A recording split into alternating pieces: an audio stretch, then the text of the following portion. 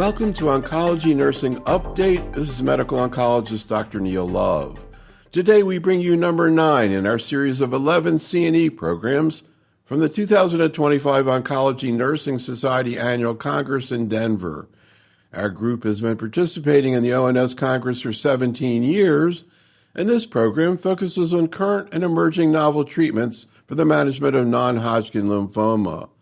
Our nursing faculty included Ms. Robin Klebig from the Mayo Clinic in Rochester, Minnesota, and Ms. Caitlin Murphy from the Dana-Farber Cancer Institute in Boston. Our oncologist faculty were Dr. Christopher Flowers from the MD Anderson Cancer Center in Houston and Dr. Manali Kamdar from the University of Colorado Cancer Center in Aurora, Colorado. Conflict of interest statements for the faculty can be found in the program notes. And please consider that in these meetings, we may discuss the use of agents and treatments that are not approved, so check out the prescribing information for more. To begin, I asked Dr. Kamdar to talk a little bit about the structure and function of bispecific antibodies. So the mechanism of bispecific antibodies rests on the fact that it's basically an antibody with 2 prongs. One prong sits on the antigen of interest. In lymphomas, right now, we have a CD20 bispecific antibody. So one prong sits on the CD20 antigen on the lymphoma. And the other prong basically brings the T cell, the patient's own innate T cell, close to the lymphoma cells and targets it for destruction. So it's an off-the-shelf antibody, doesn't need any manufacturing in vitro, which is a distinct difference from CD19 CAR T-cell therapies. These have definitely made huge advances in non-Hodgkin lymphoma so far. So, Chris, we now have 3 approved in the United States, bispecifics approved, and 1 more, odronextamab, approved in Europe and probably going to end up getting approved here. They're very similar in terms of their action, very active in terms of anti-tumor effect. Similar, we'll talk in a second about the side effect issue. Anything you want to say about sort of where these agents are used and their effectiveness? Yeah, thanks, Neil, for the question. Before I jump in, I want to first make a comment about the ONS in general. And I think it's so great to be here back at ONS again for the 50th celebration, particularly great to celebrate with 2 nurses that first started off with me, Lisa Anderson and Lisa Jackson, who are here in the audience and started with the start of my career. To get to your question, when we really think about... Thank you both. I probably wouldn't be here without you. So I think when we think about, one of them will at least say that for certain that I wouldn't be here without her. When we think about the bispecific antibodies in this particular situation, these are antibodies that have been targeted against CD20 and CD3, as you just heard about, that are applicable really broadly across B-cell lymphomas. But most specifically in follicular lymphoma and diffuse large B-cell lymphoma. These seem to be a class effect, and if you look at the phase 2 trials for these agents, which we really shouldn't cross-compare phase 2 trials, but the response rates look to be fairly similar, and the progression-free survival looks to be fairly similar across these agents. And so I suspect that the outcomes that we will see for these agents differ really only in terms of the ways that they are administered, and in the ways that patients might experience side effects. So, Caitlin, I'm curious what you observe in terms of response. Do most patients respond? When do they start responding? What have you observed? No, I think this is a really exciting therapy because we do see a really great response, and we see that relatively early on in their therapy profile. So, we're seeing responses within the first couple of weeks and months of their therapies. And I think that they're generally pretty well tolerated. There's some caveats around fatigue that I think we notice pretty significantly and from an infectious standpoint, but these are therapies that they can receive in the clinics, and I think that is a huge game saver for them when they're thinking about their quality of life. But these therapies are quite exciting, and they respond quite well. So, Robin, you were also on our podcast series talking about bispecifics as well. Anything you want to say about your experience with these agents again, their efficacy and how patients tolerate them in general. It has been really exciting, and people who have not responded to other therapies, and I think on the podcast I talk about somebody who was about to go into hospice, and we said, well, there's one more thing we can try, and now it's just so rewarding to see them actually respond and be able to live their life. And they are really well tolerated. As you mentioned, there's some caveats, especially with the first cycle, and when they get beyond cycle 2, the CRS and neurotoxicity is less of an issue. So it's just been really, really fun to see this as part of our treatment portfolio now. So Manali, actually preceding the bispecifics and really similar kind of therapy, but of course bispecifics are, quote, off the shelf, whereas a CAR T that precedes it, particularly dramatic responses in diffuse large B-cell lymphoma, where you actually see people who seem to be cured. Can you talk about sort of what CAR T is and how it's done? Sure. So CD19 CAR T-cell therapy is currently FDA approved in diffuse large B-cell lymphoma in the third-line space because there is about a 40% chance of cure. And in the second-line, high-risk relapse refractory diffuse large B-cell lymphoma, where it really dethroned auto-transplant. And now in that setting, we have a 55% chance of cure.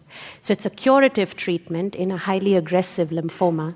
The bane of CD19 CAR T-cell therapy really exists in the manufacturing and the time it takes to get to CD19 CARs that are manufactured.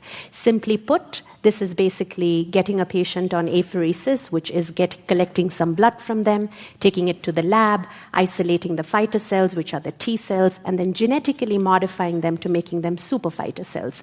Think of it as a T cell with an antenna, which can now recognize lymphoma cell as a foreign entity, which otherwise they have forgotten to do when they were innately present in the human body. Now, this manufacturing could take anywhere from 17 days to about 22 days based on the product you choose. So currently in the third-line setting, we have axi-cell, tis-cell, and lyso-cell. Clearly, the cancer is not waiting while the CARs are being manufactured, and that is really what is when I say bane, because we have to think of ways to stabilize the patient, basically their tumors, so that we can get them to CD19 CARs. After the CARs are manufactured, we typically give them low-dose chemo treatments consisting of fludarabine and cytoxan. These are not necessarily meant to kill tumor. If they do, that's great, but they're primarily meant so that the CARs can home in the marrow and start doing the job that they are meant to do, which is attack the tumor. And then once day 0 hits, after LD chemo is given, which is exceptionally well tolerated after day 0, we then monitor the patient for about 14 days for unique CAR T-related cytotoxicities such as CRS, cytokine release syndrome, usually in the first 7 days, and then ICANS or neurotoxicity in the second half, so day 7 through day 14. And based on the CAR T-cell therapy that you use, based on the expansion profiling, for example, CD28 CARs, which are the axi-cell CARs, we typically see a huge rush. As a result, there is a higher incidence of CRS and ICANS, and that's not typically seen with 4-1BB CARs, which are tis-cell and lyso-cell. But after the first 14 days, it's usually pretty good, because after that, patients are monitored in the outpatient setting. And Chris, of course, this is sort of a one-and-done therapy, whereas bispecifics usually is longer term, although that can be, many of those are stopped as well. One of the themes that we've talked about all week and that you see throughout oncology is having multiple similar agents within the same class, but not having clinical trials comparing to, so we have to indirectly compare. Here are the CARs, therapies that are available, including Brexy, axicabtagene, very similar to Axi, but used in mantle cell. From your point of view, when you think about these, what are the differences indirectly? Which one would you pick for a younger, healthier patient? And these patients can receive these who maybe wouldn't even be eligible for an autologous transplant. Older patients, what type of CAR would you use in that situation, Chris? Great. Well, I think that the first and the most important thing to think about with CARs, as Manali said, is that they add a new curative therapy for patients. And so for patients with diffuse large B-cell lymphoma, they can potentially be cured in the front line. They can potentially be cured with autologous stem cell transplantation, and they could now potentially be cured with CAR T cells. Axicabtagene ciloleucel or axi-cell is the only one for which we have overall survival data to show that there's an overall survival advantage. And so for patients who are young enough and fit enough, that would be our preferred choice for giving a CAR T cells. Now, young enough and fit enough is a little bit in the eye of the beholder, and so patients who are older and older, as we become more comfortable with managing these diseases and these CAR T cells, are now more often getting exacapitate sialyl-cell. As you heard from Dr. Kamdar, is that those that are 41BB, so the T-cell, leclucel or T-cell, and lysocapigen, marilucel or lysocell, are the ones that are more easily tolerated in terms of the CRS. And so those are ones that we would think about in older individuals. And brexacapigen is reserved for patients with mantle cell. So, Caitlin, again, we spent a long time Thursday morning talking about both of these T-cell directed therapies can cause cytokine release syndrome. A lot to talk about there. Can you just sort of summarize, because both of these strategies can cause this syndrome? Typically, CAR T is given in a transplant center, then the patient returns to where they came from. Well, can you just comment on CRS, Caitlin? Absolutely. So CRS, there's a very different profile between our CAR T-cell patients and our bispecific antibody patients. And I think that oftentimes we are very comfortable with managing fever, but as we get into hypotension and hypoxia, that gets a little bit more complicated. Patients need more intensive interventions. And so I think oftentimes that is a profile that's more often seen in our CAR T-cell patients. And they're seen in an ambulatory setting that's really used to this high acuity, or in the inpatient setting. From a bispecific antibody setting, it's a little bit of a lower grade. They tend to have some fevers, but not necessarily needing kind of the intensive management strategies when we see those higher grades of CRS. And so fortunately, we're able to see these patients in the ambulatory setting and very rarely need inpatient hospitalizations. And so I think that that's another keen conversation to have with a patient when you're thinking about these therapeutic options. And Robin, another issue, and particularly with CAR T, maybe not quite as much with bispecific, but occasionally are neurologic issues, the so-called ICANS. Again, what do you see there? Since I'm in an outpatient setting, thankfully I don't see any of it. But but what you can see is certainly a lot of the neurological changes. I typically would refer people to looking at the grading to see what the symptoms are that they're having, and you look at the grade, and that way you can kind of go down the algorithm to see what is the treatment that's going to be required for that. So the other thing to keep in mind is, like if you look at some of the NCCN guidelines, it can be really scary going through this, but it'll kind of give you an idea of when you might expect this, kind of what's the usual timeline. And also the thing to remember is that these are typically temporary. So it can be really scary briefly, but it's temporary. So something to tell the patients and family. Neil, if I can jump in, I think ICANS is one of those situations where nursing care is absolutely critical. Mm-hmm. I think the vast majority of patients, particularly when it's something subtle, is something that's picked up by the nurse at the bedside. Mm-hmm. And also, patients are either required or very strongly encouraged to have family members around, because hopefully to pick up early changes neurologically. Maybe some people have difficulty with their phones, et cetera. All right, let's talk a little bit about mantle cell lymphoma. And actually, we asked Manali to go through some of the clinical research and new therapies, particularly the use of Bruton tyrosine kinase inhibitors. We had a program a couple of nights ago on chronic lymphocytic leukemia, and as you can imagine, we spent a lot. This is one of the major forms of treatment, BTK inhibitors, but these are also very helpful in mantle cell. So, Manali? Sure. So I'll start with the clinical case. 77-year-old male, good performance status, still working, with past medical history significant for atrial fibrillation, controlled on metoprolol and apixaban. He was diagnosed with stage 4 bone marrow involvement with mantle cell lymphoma. The unique features of this mantle cell were that it was a blastoid variant, so a very aggressive subtype of mantle cell. It had a high Ki67 of 70%. However, the FISH and NGS did not show any TP53 aberration. So the next steps in the management of high-risk mantle cell lymphoma patient in an older patient would be what, is the question.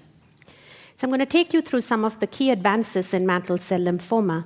And one of the big splash really happened way back in 2013 when ibrutinib got approved in patients with relapsed refractory mantle cell lymphoma. Previously, patients just got chemo after chemo after chemo, and they really had a very poor, dismal outcome, especially patients with high-risk mantle cell lymphomas, such as blastoid, pleomorphic, high Ki67, and TP53 mutation. These were the three, especially the high-risk mantle cell, that were uniquely targeted very efficaciously with ibrutinib. And then subsequently, later in 2017, 2019, second-generation BTK inhibitors arrived, primarily acalabrutinib, zanubrutinib, as you can see. On the kinome profiling here, acalabrutinib and zanubrutinib have less off-target effects. As a result, they have less myalgia, less arthralgia, less atrial fibrillation, less bleeding compared to ibrutinib. And then the new kid on the block has been a non-covalent BTK inhibitor, meaning it actually sticks to the BTK socket, but it does not stick irreversibly, it does it reversibly. As a result, the chance of having a resistance is much lower. So non-covalent BTK inhibitors have made a foray, pirtobrutinib, now approved in 2023. At this point in time, the FDA did withdraw ibrutinib in 2023. So most of the studies that I will show you that may include ibrutinib, we typically extrapolate to second-generation inhibitors with acal and zanubrutinib. So to keep it really quick and simple, young, fit, untreated, newly diagnosed mantle cell lymphoma historically used to be treated with chemo, intensive chemo, and if they achieved a complete response, used to get an autotransplant. Issues were that it's cytotoxic therapy, short-term, long-term side effects, but it was also not efficacious in the high-risk mantle cell lymphoma group, primarily TP53 aberration-derived mantle cell lymphoma.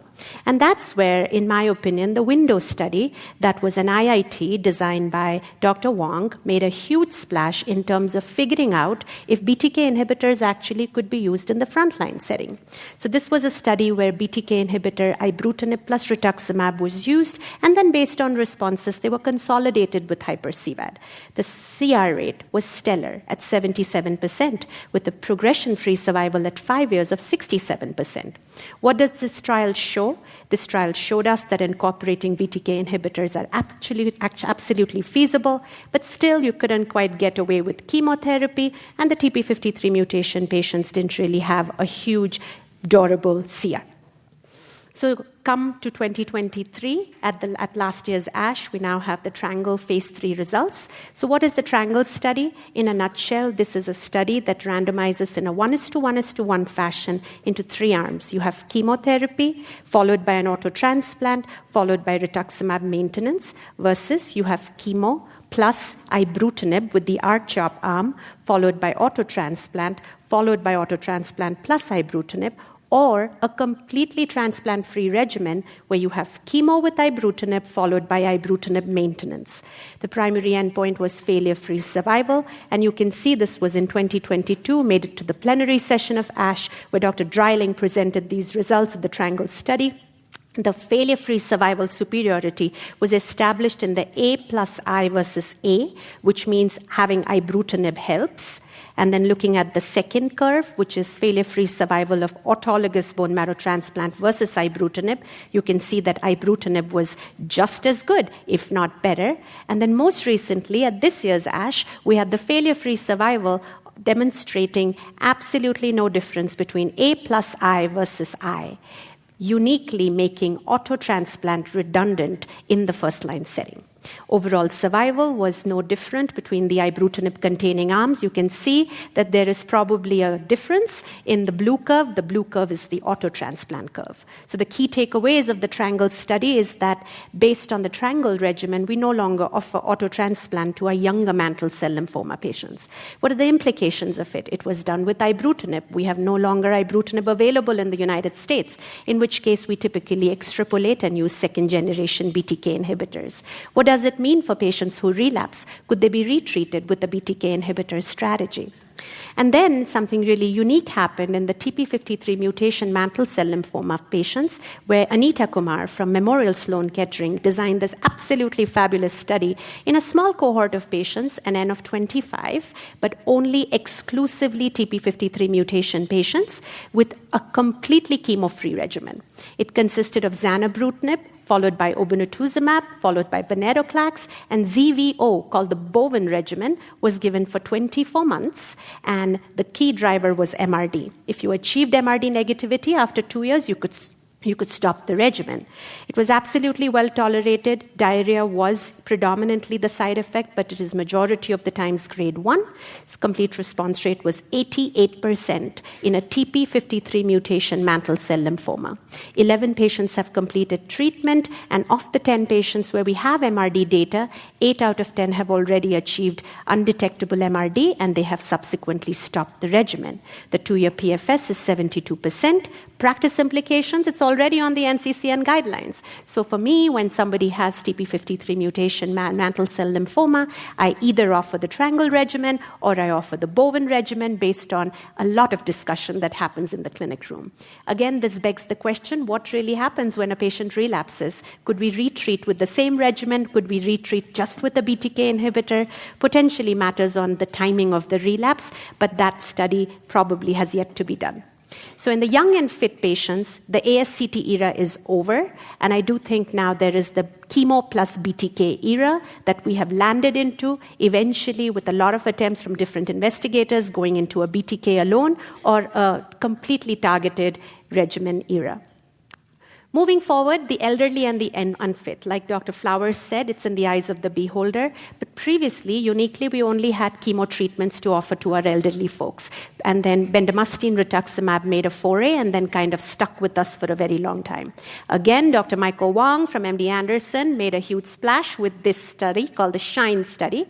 In a nutshell, this is a patient population that's older, newly diagnosed mantle cell, randomized to either getting bendamustine rituximab versus bendaritux plus ibrutinib, no crossover permitted, followed by ibrutinib maintenance. The long and short of it is that the progression-free survival, which was a primary endpoint, was better in the triplet. However, it came at a cost of toxicity. So in terms of patients who lost their lives to treatment-emergent adverse events, they were more in the BRI versus the BR. As a result, this never really moved forward. But then Dr. Wong subsequently presented the ECHO study with the second-generation inhibitor, acalabrutinib. Very similar design, which is BRA versus BR, but here crossover was permitted. There was a statistically significant higher complete response rate in the BTK-containing arm, and with regards to the primary endpoint, which was the progression-free survival, very different and much better in the BRA compared to BR, despite about 70% of patients having crossovered in the BR arm. So that is something that uniquely stands out about the ECHO study. The overall survival is not yet any different, potentially because we have many treatments that are available downstream. The toxicity profile was also absolutely manageable with no unique or new profile that was shown with the triplet combination. And thus, it's now FDA approved for patients who are older, unfit, with newly diagnosed mantle cell lymphoma. So to summarize, the treatment paradigm in the elderly and unfit previously used to be chemo, chemo, chemo, and I think now it's changing. It's changing based on the Bowen study that I showed, as well as the ECHO study that's approved, which will now entail chemo plus BTK inhibition. So what did I do for my patient? So in Jan 2025, this regimen got approved. He got started on bendamustine rituximab plus acalabrutinib. He complained of headaches the third day after taking acalabrutinib, called our triage line, and we said, please start taking caffeinated beverages. And he couldn't believe it. Why? But the minute he drank coffee, his headache was better. And then subsequently, the cycle 2 was complicated by nosebleeds that led to temporary interruption of acalabrutinib as well as his apixaban. And then subsequently, cycle 3 has gone really well so far. All his clinically palpable lymph nodes have resolved, and I'm actually awaiting his interim PET. Of course, the question is, if he's in a CR at end of treatment, should I continue acalabrutinib until progression? Well, the trial tells me to. Or should I have an MRD-driven approach? Because now MRD is a test that we can get for patients who are older on Medicare, which patients over 65 do have. So a lot is changing in management of mantle cell lymphoma in 2025. 5, the key takeaway for everybody to know is that patients with mantle cell lymphoma deserve a TP53 check-in, and that happens on FISH as well as gene sequencing. FISH detects 17p deletion, and gene sequencing detects TP53 mutation. And it's absolutely important that we recognize before we offer these patients, especially chemo patients, treatments if they have TP53 aberration. So, Chris, Manali mentioned your colleague, Dr. Michael Wong, and you know I love talking to him because he's usually about 5 years ahead of everybody else. And we were talking about CLL the other night, where the standard used to be very intensive chemotherapy, FCR for young patients, and then they compared it to a BTK inhibitor, and a BTK inhibitor much more effective and, of course, much safer. But Dr. Wong is already talking about not using chemo at all. He did the BR study, but he's already doing studies now without chemotherapy, just like in CLL we don't use chemotherapy. But for example, this study of acalabrutinib or rituximab, you can see how effective and very few progressions in these patients. And then even the triplet of venetoclax, BTK, in this case acalabrutinib, rituximab, may be the wave of the future. That triangle study really blew everybody's. I don't think people were expecting it. They walked out of there going, really, we're going to stop doing transplant? Now you're going from doing transplant to maybe not even doing chemo. Any thoughts, Chris? Yeah, this has really changed the landscape for patients with mantle cell lymphoma. So I was the introducer for Martin Dreiling at his plenary session at ASH, and I knew that there was going to be a big splash when that was presented. Ever since I came to MD Anderson in 2019, we've not really used chemotherapy for patients with mantle cell lymphoma. The standard of care for our patients with mantle cell lymphoma is going on a clinical trial. About 60% of our patients go on a clinical trial, so they're on studies like this that Michael has led, looking at here the combination of acalabrutinib, venetoclax, and rituximab. Now we've moved on to pirtobrutinib, venetoclax, and obinutuzumab as combination trials that we're doing for high-risk patients, and then other trials like the one that you saw from Pritesh Jain, his colleague at MD Anderson, who led the work looking at acalabrutinib, rituximab, which has really become our standard of care for older patients with mantle cell lymphoma. And again, in the CLL program, we were talking about the paper just presented. It's going to change the practice of CLL using acalabrutinib and venetoclax, 14 months, and they're done. So one other thing, and in a second we're going to ask Robin to go through some of the nursing considerations with BTK inhibitors. But Manali, I noticed that your patient had atrial fibrillation and was on anticoagulation at the time he was treated. We know that BTK inhibitors can actually cause atrial fibrillation, although we were saying the other night it's not unusual to use them in patients already AFib. Any comments? Yeah, atrial fibrillation is not a contraindication to starting BTK inhibition, especially if the atrial fibrillation is like a CHADS2 risk is high where they are on an anticoagulant. I'm usually getting them to a cardio-oncologist in parallel to make sure that they continue to be monitored through that lens. Typically, if they have uncontrolled atrial fibrillation, I like to get that under control and then start a BTK inhibitor. But a second generation or a covalent BTK inhibitor is usually not considered a contraindication if a patient has AFib. And we were talking also the other night that in terms of acalabrutinib versus zanubrutinib, very hard. They're very similar, both much more safe than ibrutinib. Robin, let's talk a little bit about some of the nursing considerations in patients getting BTK inhibitors for mantle cell, including the acala-BR regimen. Mm-hmm. Okay, thank you. Let's see, I'm going to advance that slide. Okay, so some of the things that we talk about. So number one, again, very well tolerated, but there are some things worth discussing, and some of them Dr. Kamdar has mentioned, but always the bleeding and bruising risk. That's going to be something you're going to want to be aware of and talk to the patients about.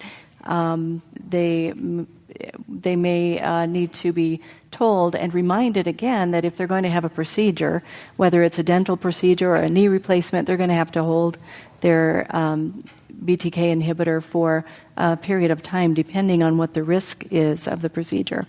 Atrial fibrillation we've been talking about. Likewise, any of the other cardiac events, hypertension, that is something that the patients, you've probably been seeing them for a while and maybe they haven't had high blood pressure, and then all of a sudden they start coming in and their blood pressure is creeping up and they're just passing up, oh yeah, I got white coat syndrome. But if they haven't had it elevated in the past, it's something to keep in mind, and you might need to send them for a study to see how often are you having this, how long is it going on, and maybe send them. We also send ours to cardio or even their primary care provider if they're not around our area. You can have ventricular arrhythmias and heart failure. Fortunately, not as common. The arthralgias, as you mentioned, more common in ibrutinib. Headaches mentioned in acalabrutinib. Some GI issues, maybe a little diarrhea. Rarely is it dose limiting. Low blood counts, that's just almost common in anything that we do. And of course, the common things that can happen if they do get neutropenia, of course, they're going to be at risk for infections. Thrombocytopenia can add to the bleeding risk. They may have a little bit of fatigue. Again, it's usually not dose limiting. Rash and also nail changes, again, with ibrutinib, but I have not really seen that with any of the other BTK inhibitors. So this is a slide that kind of gives some guidance on how to coach your patients through some of the things that we just talked about. As you mentioned with the headaches, the acetaminophen and caffeine, hydrating. Let's see. The one thing I want to point out is like for the fatigue, you can have fatigue with just about anything that you're on and even just having cancer. But one of the things that I always encourage my patients is try to maintain activity because you want to maintain your conditioning. And I often tell them, you're not going to feel like getting up and taking a walk. You're not just going to be sitting on the couch and all of a sudden, hey, I'm going to get up and do something. It's like you have to just, make yourself do it and kind of create your own energy, if you will. So I am going to present my patient so you asked me to find an older patient, and older, what is that? Older than me, I guess. But he's a delightful patient. He gave me a picture of his family because that was one of the driving things for him.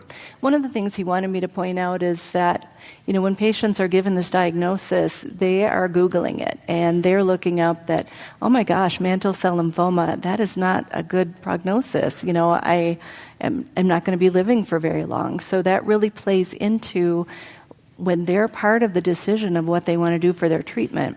So he was a relatively healthy guy, had gout, again, married, had a couple kids, very active, enjoyed golfing, fishing, and all that, lived an hour and a half from Mayo.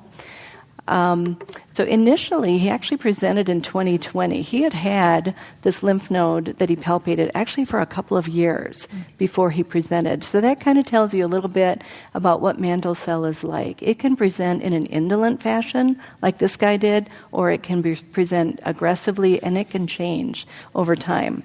So he had this diagnosis, mantle cell lymphoma with biopsy. He had bone marrow involvement, so really stage 4 at diagnosis. So, that was pretty scary for him. But because he was asymptomatic, he had obviously had it for a while, and it was COVID, it was elected to watch him for a while. And he was actually observed for about a year and a half. So in September of 21, he actually progressed, really with symptoms that he wasn't expecting. Significant left upper quadrant pain, radiating to the left shoulder, went in, had a CT that showed a huge spleen and a splenic infarct, really causing some pain. Bone marrow at that time showed 60% involvement by mantle cell. It was not blastoid or pleomorphic, but it was time to start some treatment. So to make a long story short, he enrolled on a clinical trial, as we put most of our patients on, if possible, at Mayo, and he was randomized to rituximab, bendamustine, and acalabrutinib. So there's his baseline scan on the left. You can see that huge spleen. Holy cow, that was just, filling his abdomen. And you can see a little bit of the infarct. You can maybe make out a little bit of the axillary adenopathy there under the arms. And so he went ahead and completed 6 cycles of treatment. He responded really well. He had a complete response on his PET scan. And he also had a negative bone marrow, so completely in remission. In fact, also MRD negative. So what do we do now? Well, this is where, it's interesting when the patients are brought into the decision-making process. So at that time, his physician said, well, one option would be we could observe you. Might not be the recommendation, but it's an option. Another would be to go to auto stem cell transplant. That was standard of care at the time. Another would be to go to maintenance rituximab. Or we have a clinical trial, the EA4151, that would randomize you, if you're MRD negative, to either rituximab maintenance or auto stem cell followed by maintenance. Well, as I showed you on the first picture, his family was very important to him. And he came from this background of thinking he's going to be gone in a couple of years. He wants to enjoy time with his family. They had started building their dream house on a lake. And here it was about to be summer, and he's presented with this option of going on to the auto stem cell. And he's like, I don't want to spend the summer in the hospital. And that was a driving factor of him saying, no, I don't want to do transplant. I don't even want to do the clinical trial, because what if I'm randomized to that arm? But I'll do the rituximab maintenance. He didn't want to not do anything. So that's what he did, and he is just about to finish next month. And he shared with me a picture of he and his wife when they were traveling. And these are his little grandchildren that were born this is a recent picture. So it's been so cool to see him through this and to go through life with him and see all these milestones. So you can see as soon as he's done with his maintenance, they're going for their 40th anniversary to Italy. The whole family is coming, even the babies. So it's cool. It's a good day. So one of the things we've talked about over the years is how often people come up to us and go, isn't oncology depressing? And not always, I guess. No. So Caitlin, any comments on what you've observed on patients getting this regimen that's only recently been used? This patient actually is a little bit ahead of the schedule, CALA-BR. What do you typically observe? And also from a quality of life point of view, Robin was mentioning fatigue. Any other issues that come up? Yeah, I will say we've approached our mantle cell patients with a very similar dynamic of treatment, and they really, truly enjoy their life. And I think, I think the hardest part might be that acalabrutinib is a twice-a-day dosing regimen that they may forget or have to be a little bit more diligent about things. But it is really something that they manage quite well. You kind of coach them through those initial headaches; those resolve really quickly, and I think they do. I think the AFib, the hypertension, you monitor, I hear the questions too, it's just my white coat. But oftentimes it's very much a manageable, long-term chronic side effect. And if we can stop that BTK based on MRD testing, I think that also leverages a lot of good conversation around quality of life and long-term therapy for these patients. So we're going to move on. Now I'll talk about another form of non-Hodgkin lymphoma, diffuse large B-cell lymphoma. Again, Chris is going to go through some of the clinical research data. This is kind of a different model of therapy. Mantle cell you can't cure, but you just heard the examples of being able to relieve symptoms and for long periods of time, and maybe we are going to be seeing cure moving in the future. But Chris, for a long time now, we've known that diffuse large B-cell can be cured with chemotherapy and rituximab up front. And you're going to also talk about a newer sort of twist to this, adding an antibody-drug conjugate, polatuzumab vedotin. For those of you who weren't here when we got started Wednesday afternoon, we did an entire program just on antibody-drug conjugates. If you didn't see it, check it out on the podcast. There's a lot to talk about there. So, Chris, can you talk about our approach to the upfront treatment of diffuse large B-cell? So I will. Thanks, Neil. And I'll start off with a case as well. My patient is also a 63-year-old patient, but mine's a young 63-year-old patient. At least in our setting, old is judged by being older than the oldest clinician in the practitioner group, and now that's in the mid-80s for our practice group. So this is a 63-year-old woman who was playing tennis and actually was having a bad time with her tennis game and was noticing that she was having some back pain, and ultimately went to be evaluated for that and was found to have an epidural mass with compression and a compression fracture there as well. She ultimately had a biopsy that showed what probably should be better characterized as a non-germinal center B-cell lymphoma typed by the Hans algorithm, and had a PET CT scan that showed that she had stage 4 disease also with bone marrow involvement. She had an elevated lactate dehydrogenase, which is another poor prognostic factor, but had a lumbar puncture that was negative and had no evidence of CNS disease. And so as we think about diffuse large B-cell lymphoma, I think one of the most important things to consider is what's shown here in this graph. This is the most common of the subtypes of the lymphomas. And what you see to the left of diffuse large B-cell lymphoma in the gray triangle of the pie chart is PCN, or plasma cell neoplasm. So that's all of multiple myeloma. So this one subtype of lymphoma is essentially equivalent or more than all of myeloma that you see. And from this was the first time that we worked together with the American Cancer Society and the National Cancer Institute to be able to define the non-Hodgkin lymphoma subtypes by World Health Organization classification across the United States. And the other thing that we found is that there also are differences in survival for various groups within the United States, which is something that we also need to be able to address in the ways that we provide therapy to patients. The other component, though, for patients with diffuse large B-cell lymphoma is for the patients who you define as being older. And you'll hear in my talk later on some of those definitions of being older. But for those patients, the approach is to be able to dose reduce the CHOP regimen in a regimen that was developed by the French group called mini-CHOP, where that has the potential for curative therapy, but the progression-free survival is markedly less than what you see with R-CHOP as a standard regimen. And so, as Neil alluded to, that there is a new kid on the block in terms of therapies for diffuse large B-cell lymphoma.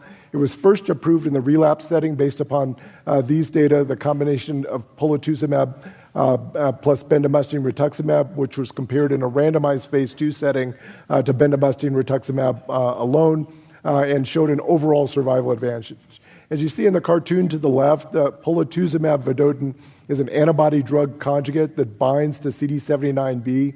When we first made naked antibodies to CD79B, those were not effective because when the antibody binds to CD79B, it gets internalized into the cell, and so it cannot stimulate other T cells kind of the same way that you saw in some of the cartoons earlier. But this is perfect for an antibody-drug conjugate because when it brings that antibody-drug conjugate inside of the cells, it brings in the cell poison to the cell and kills the lymphoma cells.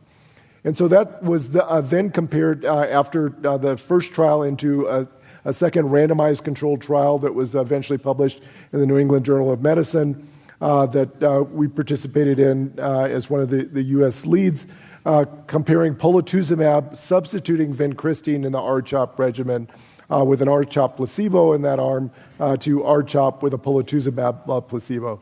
One of the things that is a little bit unique about this regimen is that 2 additional doses of rituximab were given at the end of that. That was really owing to the compromise between the U.S. group and the French group, where the French typically gives 8 total cycles of therapy versus 6 cycles of therapy.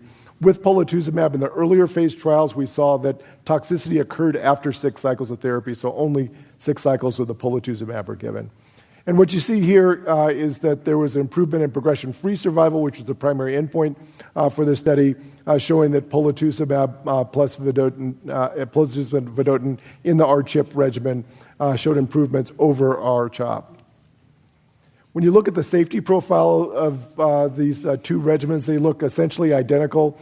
There is a little bit more neutropenia seen in the group that received polatuzumab R-CHIP compared to R-CHOP, but that did not translate into a greater rate of infectious or infectious-related deaths. And so as we think about moving forward in the management of patients with diffuse large B-cell lymphoma and moving into the modern era, we're now moving into an era where we're using gene expression profiling subtyping and now even other forms of NGS subtyping to be able to define lymphoma subgroups, both in terms of their gene expression, their mutations, and the lymphoma microenvironment. But one prominent way that has been looked at within the context of this clinical trial is shown in the forest plot to the right, which is a complicated forest plot, but divides various different subgroups. We have seen, as seen to the far left, in an article that came out after the original New England Journal of Medicine article, that the ABC subtype, when defined by gene expression profiling, has better outcomes with pola-R-CHP than R-CHOP, and perhaps limited or no benefits to the group that has GCB as their gene expression. I think one thing that we need to be cautious about here is that this was defined by gene expression, and in routine clinical practice we use immunohistochemistry, and using immunohistochemistry there's about a 20% misclassification of patients, and so that should not be used to define who should get therapy. The other thing that you can see in the complicated forest plot to the right is that there are multiple different subgroups in addition to the ABC subgroup that also benefit more with pola-R-CHP. And so identifying which of those subgroups a patient falls into might be overlapping with their cell of origin subtype. So in terms of the key take-home points, we do now know that pola-R-CHP provides a novel first-line therapy. There's now been a 5-year follow-up that was presented this year by Gilles Saul at ASH that confirmed that benefit, and maybe even starts to suggest that there might be an overall survival benefit that could occur in the future, and so that trial is now being followed for that. That is not significant yet. And I think as we look in the future, we'll be looking for molecularly targeted therapies for diffuse large B-cell lymphoma, but many more factors need to be involved before we start to do that. So we're going to talk a little bit also about nursing issues and sort of helping patients get through this therapy. Again, a very different model of therapy than we just talked about with mantle cell, kind of more similar to what you see with Hodgkin lymphoma, where you're trying to cure the patient and then get them off therapy indefinitely. Caitlin, we ask you to talk a little bit about some of the things you think about in patients getting upfront treatment, but also specifically patients getting polatuzumab. Absolutely. So I think it's been tried and true. Everyone knows R-CHOP. I think no matter how long or how short your career in oncology has been, it's been kind of our backbone for diffuse large B-cell. So I think it's really exciting to have something that's a little bit different in the frontline setting. And as you can see, side to side looking at these regimens, you can understand there's going to be a lot of parallels and similarities when we're thinking about common side effects from GI upset, mucositis, nausea, our anthracyclines, where we think about our cardio-oncology considerations. So I'm going to focus really on where it's a little bit different in the polatuzumab component. So similar to rituximab, because of it being a monoclonal antibody, it's going to have a notable HSR hypersensitivity reaction potential. So that's something that you're going to coach your patients. You're going to tell them, when they're in the infusion chair, that they're going to potentially have that reaction. And I think when we have both rituximab and polatuzumab that you're administering, you have to be really keen to be able to monitor and see. Very similar in terms of the presentation.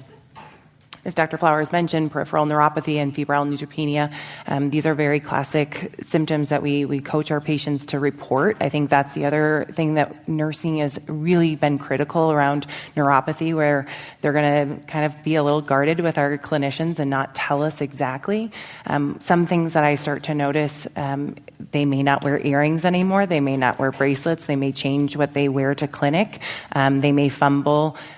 Signature, we don't necessarily check that as often, but those are things that you can definitely monitor for neuropathy, which can be a little bit more subtle than what they're going to admit to when you ask them.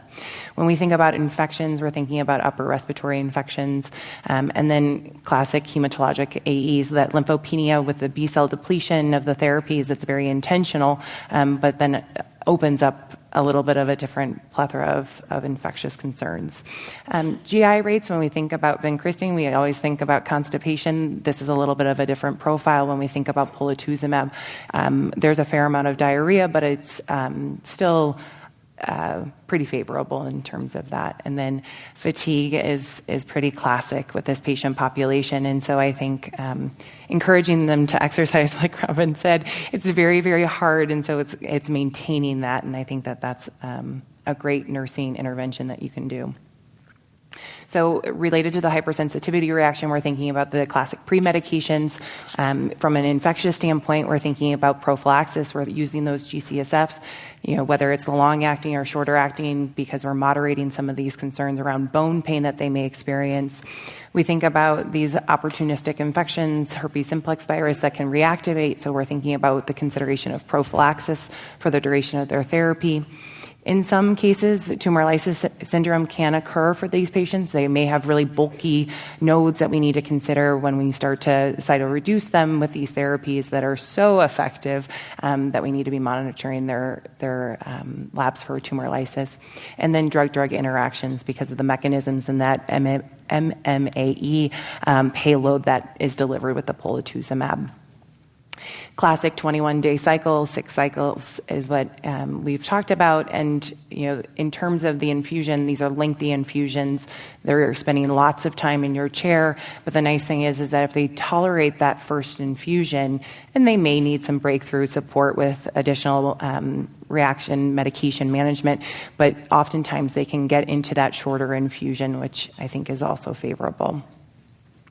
So this is a gentleman that I took care of. He actually presented to his primary care with right hip pain that was really bothersome. He actually presented with a cane. He started to really notice it was inhibiting all of his quality of life and all of his activities. And so subsequently had imaging, then went on to have an additional scan after his MRI, and this is his PET scan. So you can see all of these avid areas. So pretty diffuse in terms of spread, so stage 4, diffuse large B-cell, that non-GCB subtype that we alluded to that has a little bit of a different response rate. LDH was elevated. He had preserved renal function, which I think is helpful when we think about these therapies. So Caitlin, was that an older or young 64-year-old? I think he was young, but... You're the tiebreaker. Yes, I'll be the tiebreaker. So this is his interim PET. I think the things that he experienced was notable fatigue. He was taking off a little bit more work, but he was still able to work during this regimen, which I thought was really impressive.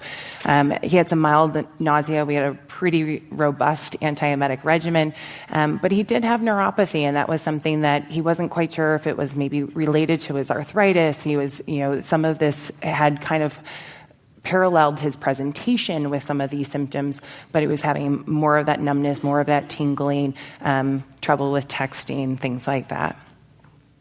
But I will say a pretty impressive response.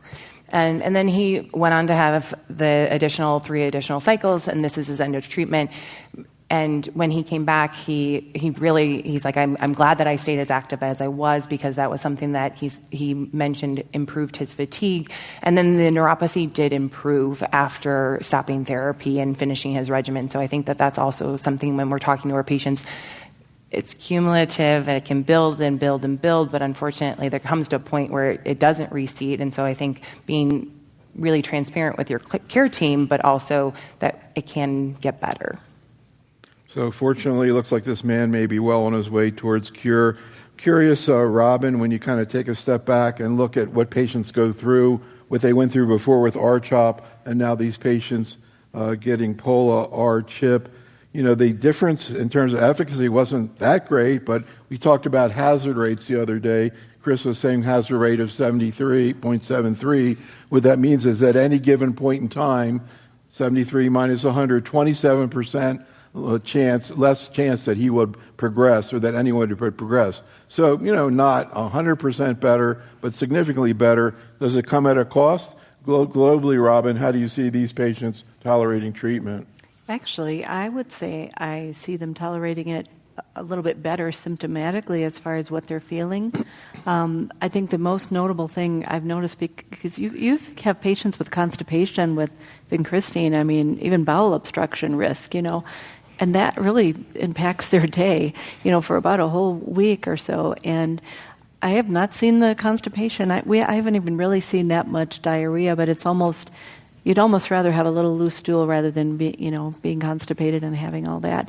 And then the other ways that neuropathy can present, like sometimes with our CHOP, with the vincristine, we would even see other things like bladder dysfunction, having a little bit more frequency, even enuresis, bedwetting, sometime rarely.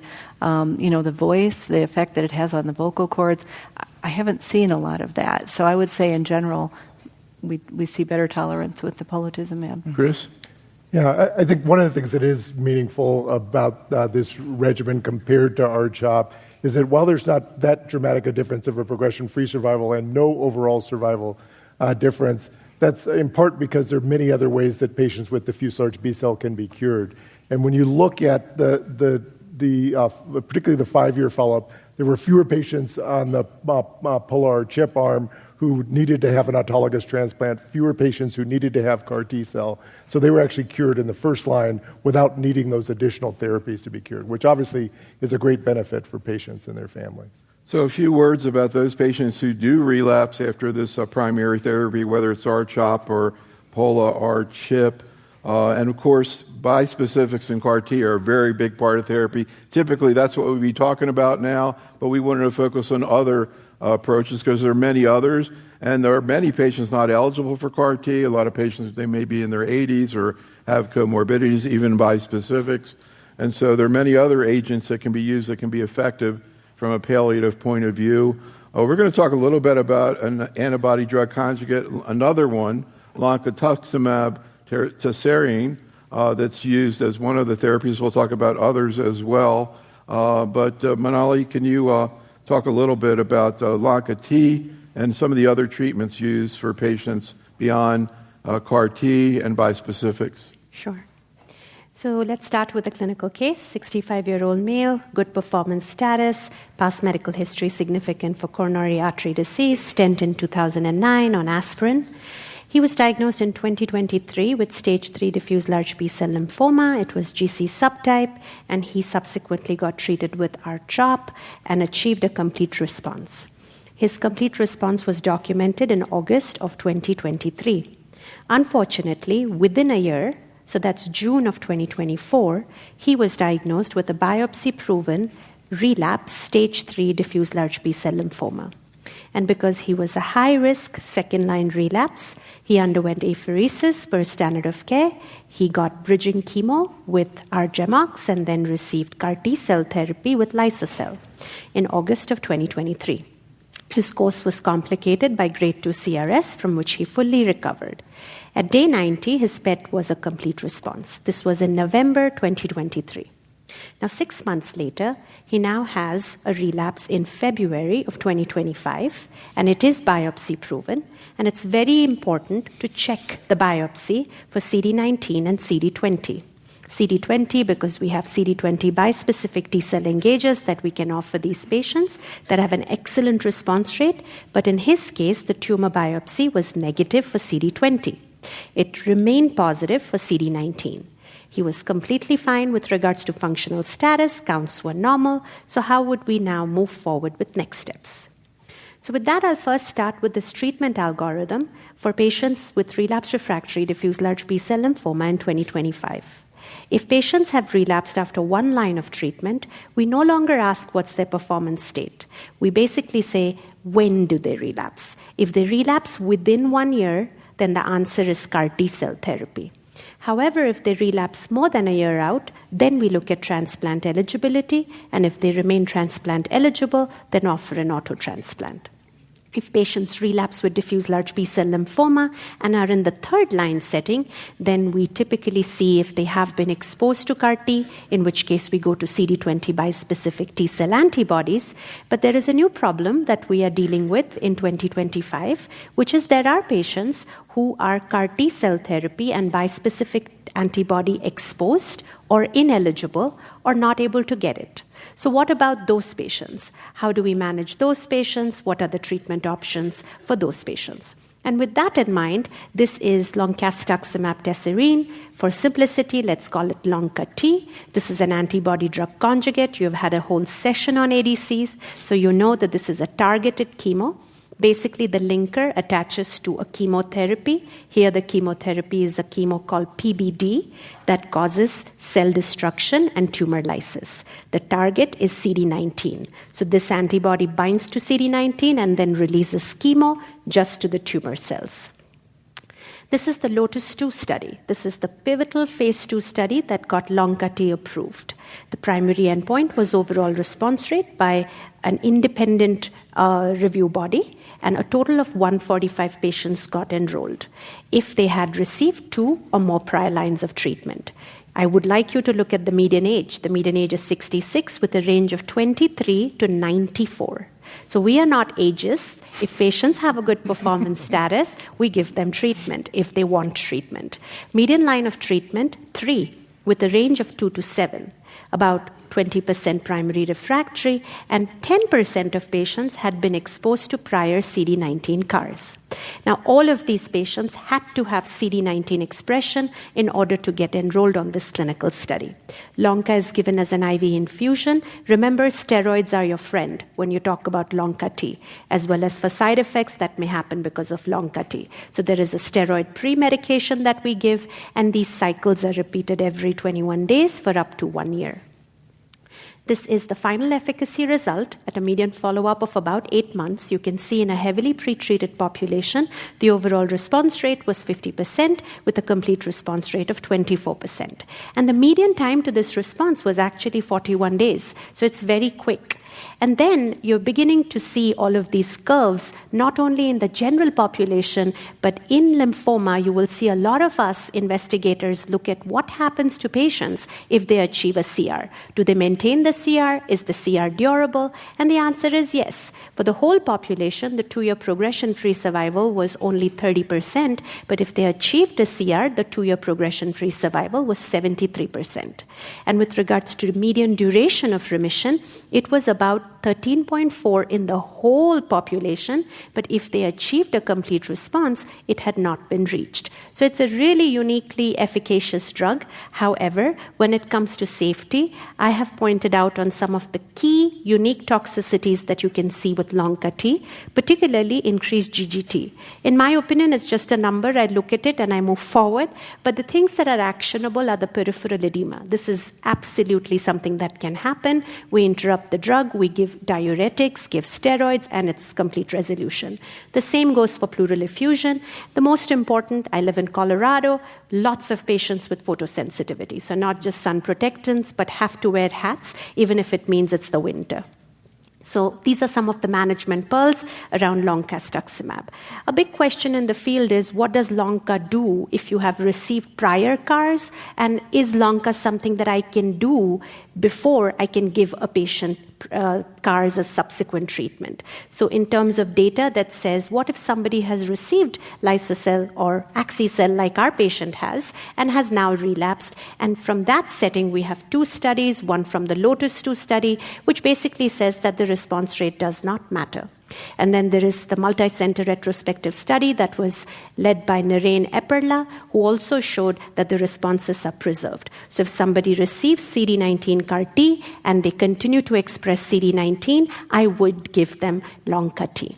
And then what of the reverse? What if somebody doesn't have a caregiver and they are not able to finagle a 400-kilometer trip to Denver?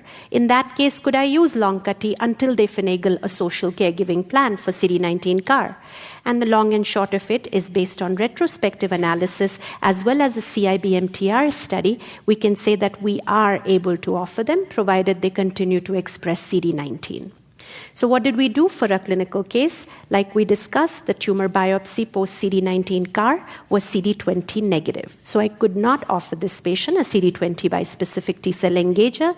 Just in February, he started single-agent Lonca-T, and in March, his isolated adenopathy was much clinically smaller. So what are the questions for me? If he does have a complete response, which I typically check prior to the 4th cycle, then he's 65, he's still very fit, working. Should I offer him an allotransplant, which is potentially the only known curative entity still in diffuse large B-cell lymphoma that has relapsed? Or could I continue Lonca-T, hoping that that median duration of response that was not reached in complete responder would be this patient?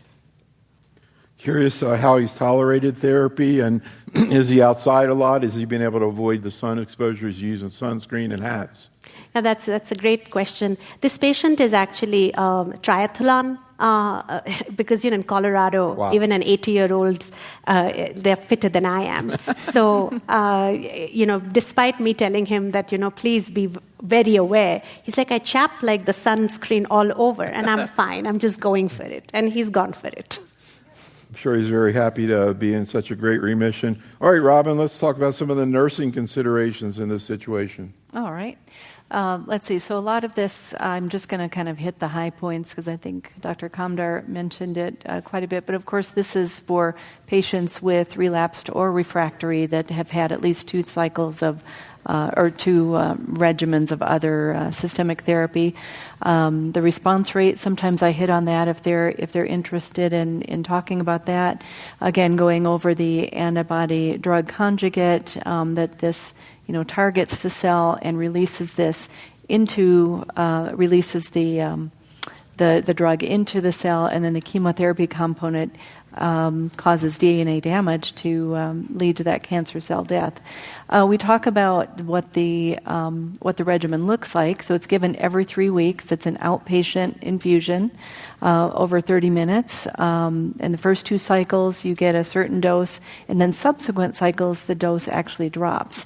And generally, we tell them, well, this will continue either until disease progression or unacceptable toxicity. So we don't really have like an end in sight, like when they get R-CHOP or Pola-R-CHP, they know, okay, I'm going to get this many cycles. But with these relapsed, it's hard to know. You just kind of take it a step at a time, sometimes a scan at a time.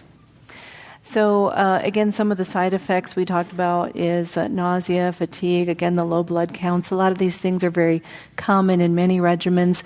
Again, the GGT, I will mention in the patient that we gave it to. So I think the patient that I am going to present, it was one of the first patients that we had, and we saw that the GGT went up, and we got a little bit excited, but when you look at the grading, really only if it gets to be like 5 times the upper limit of normal is that when you would actually hold it. So I was much more relaxed as well when, it's like, yep, it's elevated, but it's not bad. So the notable things about these, as you mentioned, are the edema and the effusions, like pericardial effusions or pleural effusions.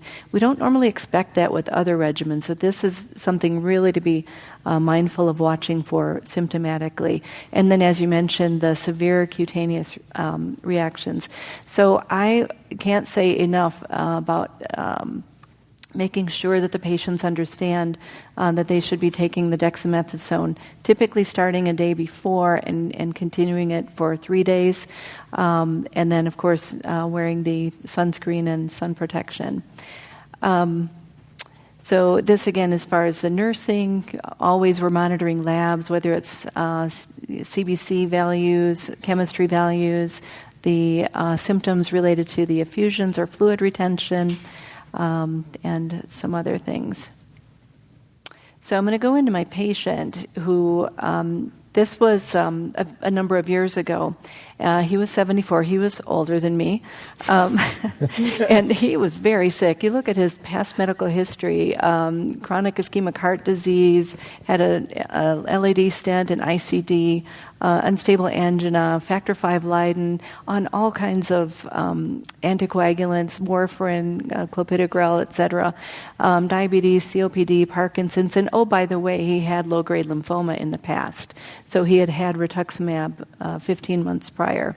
So his social history is really important in talking about his case because he was widowed. He had 2 children, but unfortunately they were somewhat estranged from him. He did not have a strong social support. He was one of these people, he wasn't a triathlon or anything, but he loved to be out in the sun fishing. And he also lived 1.5 hours from Mayo, similar to my other patient, but for him it was a struggle to get him, to our center. And there wasn't really another good option for him. So with his DLBCL presentation, He presented with abdominal pain, shortness of breath. This was at an outside facility. Physical exam had showed a huge spleen. He was pancytopenic. CT scan showed a splenic infarct. Again, just like my other patient, but those are about the only things that they had in common. Splenic infarct, and they lived an hour and a half from Mayo. So when he was in this his local facility, they knew they had to transfer him up to us. He had a really rough hospital course. So this guy, he really was kind of one of these, had an outer crust to him, if you know what I mean. He was kind of cantankerous. If you read through the hospital chart, people were always describing him as being angry, and, so the initial thought was, well, they would take him for a splenectomy. But then he just deteriorated. They were not able to take him for this. He ended up in respiratory failure in ICU, and he was just not at all happy that, once he was able to realize he didn't get that. So his PET scan that was performed, fortunately, showed another area to biopsy. So the biopsy was of the right axilla. It did show the diffuse large B cell, and actually it gave a hint that it was a transformation from his previous low-grade lymphoma. It was a non-GCB double expressor, and FISH was negative for, it was not a high-grade BCL. So what did we do? So as he was very sick, a lot of it because of the lymphoma, so after he had the biopsy, while waiting for that, they had to start him on something while we're waiting for pathology. And he was given rituximab and methylprednisolone, and then once that result came back that it was indeed DLBCL, wanted to give him like standard treatment. But you saw his cardiac history. He was not a good candidate for R-CHOP. He couldn't have an anthracycline, so he received R-COP, which substitutes the etoposide for doxorubicin. It's got cyclophosphamide, vincristine, and prednisone. So he generally responded well. You can see his baseline scan, and I will say that if you can see a Foley catheter on your baseline PET scan, that's a poor prognostic. But look at that huge spleen, the axillary adenopathy, and after 6 cycles, again, he had a really nice response. So what I didn't tell you, he had 60% involvement of his bone marrow at presentation. And it was a mixed picture. It was like part of it was the low-grade small cells, and a part of it was the large cells. So after 6 cycles, his scan looked good, but his marrow still showed a minimal, but it was still there. It's like being a little pregnant. You still have a little bit of lymphoma that you got to deal with. Had it been just low grade, maybe we would have observed. But because there was still a large cell component, we knew that we couldn't stop. We had to do more. So again, with his social history, this was a great conversation to have because we have so many options. This was not a candidate for CAR T-cell therapy or bispecific. I don't think we had bispecifics back at this time, but we did have all these other options. So we talked about, what about polatuzumab BR? We had been using that with some success, but shoot, that would have made him come 2 days to clinic, which was not going to make his daughter, who had come back into the picture to help him out. She was present, but she wasn't very supportive. Let's just say that. Tafasitamab, lenalidomide, well, pretty soon we'll talk about what that schedule is. That was not going to work for him. Loncastuximab, as I mentioned, that's something, given every 3 weeks. Selinexor, potentially. But in the long run, we ended up choosing loncastuximab, mostly because that was a schedule that suited him. So he did tolerate it well. So you can imagine with his cardiac history, we were kind of like, okay, how's this going to go with fluid overload and that kind of thing. But he actually tolerated it well. I will say, as I was talking about the dexamethasone, so, this guy has difficulty finding a ride. His daughter drives him here. She's not very happy, sitting over in the side of the room like this. So the first time, he comes in for like day 1 of cycle 1, and the nurses have done their education with him. He comes in on a Monday. Did you take your dexamethasone yesterday? Oh, no, I forgot all about it. Oh, no. We all just about panicked because he's here. We're going to have to reschedule him. His daughter's going to have a fit, This was new we hadn't given a lot of loncastuximab, and thankfully, in poring over things, then we saw that, you can actually give it as long as you give it 2 hours before or so. So thankfully, that saved it. He was able to receive it, and we said, you know what, from now on, why don't we have him come in on a Tuesday, and you can call him on Monday afternoon to remind him to take his dex. So that worked out for the rest of it. So as far as then the loncastuximab, between that, we got him on the dex. We had to really coach him on using the sunscreen. He was out there fishing. I don't think he ever used sunscreen in his life, but he did. Didn't have any skin toxicities. Tolerated that part well, but he had that whole list of comorbidities, and he just didn't have a lot of support, not a lot of good medical care where he was. And his INR, he's on warfarin, right?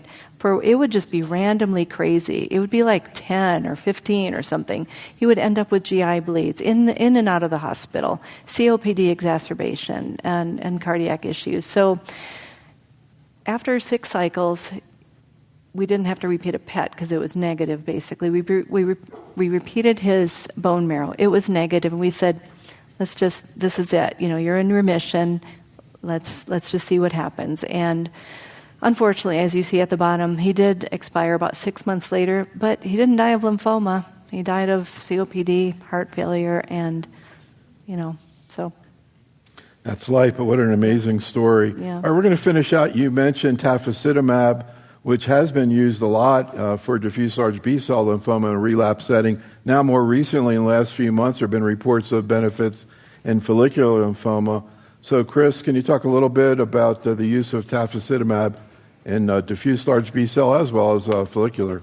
Sure, and I'll maybe go fairly quickly through this case. So this is a 72-year-old gentleman who initially got started on a clinical trial in one of the R-CHOP plus X trials. I think at the time that he was treated, we didn't know what X was, but it ultimately turned out to be bortezomib from the trial that he was in a randomized trial to.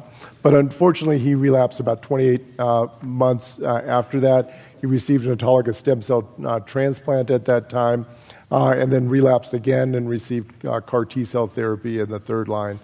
Had a very long remission to his CAR T-cell therapy, which is a little bit unusual to be in remission as long as he was, and then still relapsed, but returned 3 years later at the time that he was 72, and had a new lymph node biopsy that was performed in his inguinal region that showed evidence of relapsed diffuse large B-cell lymphoma with the ABC subtype. And I think we've talked a little bit about who are old. You heard my definition, but here are definitions that are used in the literature from the American Society of Clinical Oncology and the International Society of Geriatric Oncology. But I think, as you've heard throughout these presentations, what's most important is the assessment of functional status as opposed to chronologic age. Either doing things like formal geriatric assessments, although those have not been fully standardized, or things that are more simple, like a walk test. But leveraging that, I think it's really important to use some form of functional status to decide whether somebody's fit enough to have an aggressive regimen. I think the other thing that you've heard is that not everybody will benefit from CAR T, and this just shows an example of a number of factors that we've seen. Those patients who have more than 2 extranodal sites, those who have a high tumor metabolic volume on PET, or have an elevated lactate dehydrogenase. And when you have more than one of these factors, and in particular when you have 2 factors, those are patients who would not expect to benefit from CAR T. And the other thing that you heard from Dr. Kamdar's talk is that not everybody who's eligible for CAR T can actually get to CAR T. And it's only really about 20% of those patients who we see that are eligible for CAR T who can get to CAR T. So that's why we need to think about all of these other regimens. And so you've heard about loncastuximab tesirine, selinexor. I won't spend much time talking about. That's a regimen that has had some response rate and is approved based on a CR rate of 10% in a large single-arm clinical trial, but has a relatively short progression-free survival. For those patients who do respond, the duration of response can be meaningful. And I mentioned at the beginning in the talk about polatuzumab, the role of the Pola-BR regimen. So I'll spend a little bit of time talking about tafasitamab and lenalidomide, which is a combination regimen that is approved. So you heard about the role of CD19 antibody drug conjugates in LONCA-T. Tafasitamab is a LACIT CD19 antibody that binds to the surface of the tumor cells, and in doing so is externalized and then can then bind natural killer cells or bind macrophages, which in turn then kill the cell directly. It also can have direct cell kill on the tumor. And these are the outcomes for the clinical trial of tafasitamab and lenalidomide compared to lenalidomide alone that showed a median progression-free survival of that combination and a median overall survival of 33 months. So quite a meaningful benefit for those patients who receive therapy and stay on therapy, albeit one that is more commonly used, at least in this trial, in earlier lines of therapy in patients that had much less heavily been treated. When you look at the terms of the safety of this regimen, tafasitamab, lenalidomide looks fairly similar to lenalidomide alone. And so when you look at the majority of the toxicities, they occurred during the combination when both drugs were given for up to 12 cycles with neutropenia, anemia, and thrombocytopenia. After the completion of the 12 cycles of therapy, when tafasitamab is given alone as a monotherapy from cycle 13 and onward, you can see that the toxicities are markedly less in that particular time period. And then the data that Neil alluded to that are really new and hot off the presses are this study that was presented by Lori Sen as a late-breaking abstract at this year's ASH meeting, the InMind study that looked at the combination of tafasitamab, lenalidomide, and rituximab versus lenalidomide and rituximab or the R-squared regimen in follicular lymphoma. And what that showed is that there was a progression-free survival benefit for those patients who received TAFA R-squared versus R-squared, and the toxicities looked quite similar to R-squared alone. And so this is yet another new regimen on the horizon now for follicular lymphoma in this particular patient population. So it seems like every year at ONS, it's around the same time as Coachella. I always visualize this as the oncology version of Coachella. And Caitlin, you get the opportunity to do the last song in the oncology version of Coachella. Let's talk a little bit about nursing considerations with tafasitamab. Well, I hope I can make TAFA look as fun as Coachella. So tafasitamab and lenalidomide, like Chris said, in terms of the relapse or refractory diffuse large B-cell setting, but also in the low-grade or diffuse large B-cell arising from that low-grade who aren't eligible for an auto stem cell transplant. Robin took away the thunder of this very complex dosing schedule. It's pretty arduous for this first cycle where they're coming in at least twice a week for that first one and then going to weekly. And then it kind of lightens up as you get further along. But I will still say that as you get to cycle 4, you're still coming in every 2 weeks. And so in combination with the lenalidomide, which is an oral therapy, and that is also a little bit of a different schedule where it's daily 1 to 21 of the 28-day cycle. So you're kind of buoying your patient between 2 dosing schedules and when are you off and when are you on. I guess the nicest thing is that they're in the infusion chair and you can keep asking them, have you taken it today? Have you missed any doses? And then you can continue with the TAFA monotherapy until disease progression or unacceptable toxicity. So in terms of the same conversation with our patients in terms of how long they're on this therapy. So when we're thinking about adverse effects and common toxicities, that infusion-related reaction is pretty robust in this patient population. 30 minutes prior, you're going to do your standard pre-medications. Our hematologic AEs, neutropenia, anemia, thrombocytopenia. With our immune modulators, many of us are very familiar with lenalidomide from our experience with the myeloma population. And so we're really quite diligent about checking our CBCs and monitoring that. And then in tandem, because of the neutropenia, we are seeing a fair amount of infection. So these are respiratory infections, urinary tract infection, bronchitis, things like that. Notable diarrhea, about a third of our patients are experiencing diarrhea. So a lot of coaching around management, dietary changes, and then peripheral neuropathy. And can't get away from that fatigue, unfortunately. So as I mentioned, the infusion-related reaction is pretty notable. About 80% of patients will have it. The nice thing often happens in the earlier cycles, so you can really kind of staff appropriately. So you know that these are going to be patients that are going to need a little bit more TLC and intervention and close monitoring. But then often it becomes much more manageable.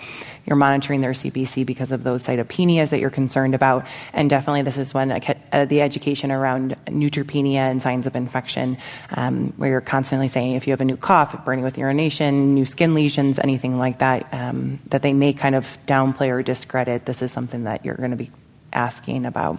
And then additionally, some of the support with the GCSF.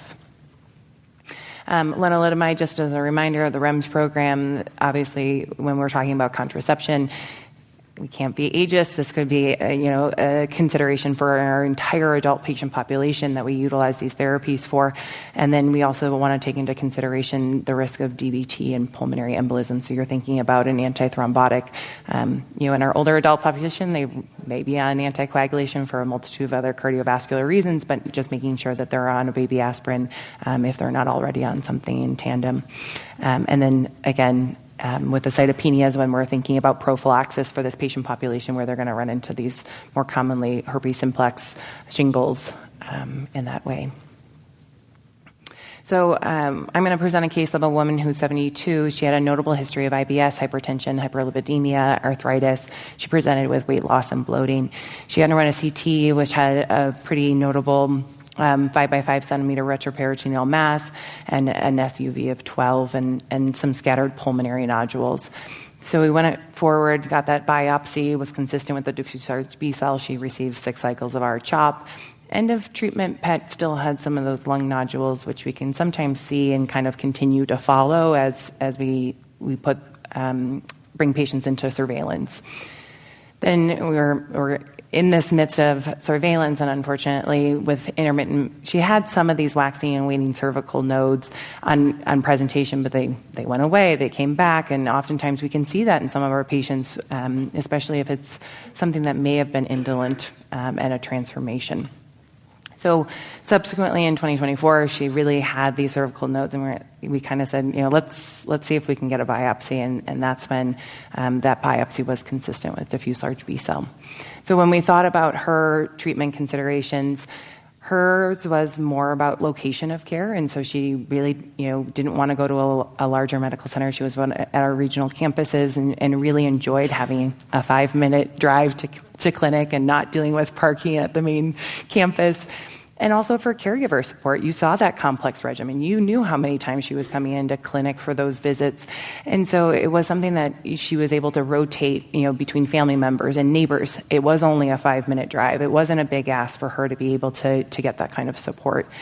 And then goals of care and intensity of treatment, I think, is always a consideration when we think about our older adult population. Not that this woman, I would say, is in that older adult population, but those are things that you really need to be thoughtful and mindful about the intensity of treatment. They may want something a little bit more palatable in terms of how they can manage this.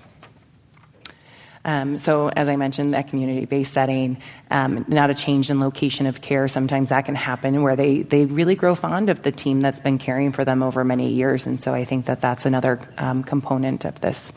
So she had a hypersensitivity reaction as we anticipated and coached it. She did have, unfortunately, cytopenias. We dose-reduced the lenalidomide, which I think at 25 milligrams is a pretty hefty dose.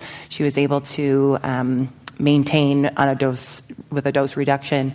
Her interim restaging PET showed a PR, and she went on to continue with the 12 cycles. And still those pulmonary nodes just kind of hung around. This concludes our program. Special thanks to our faculty, and thank you for listening. Follow this podcast for more great content and edutainment on Oncology Nursing Update.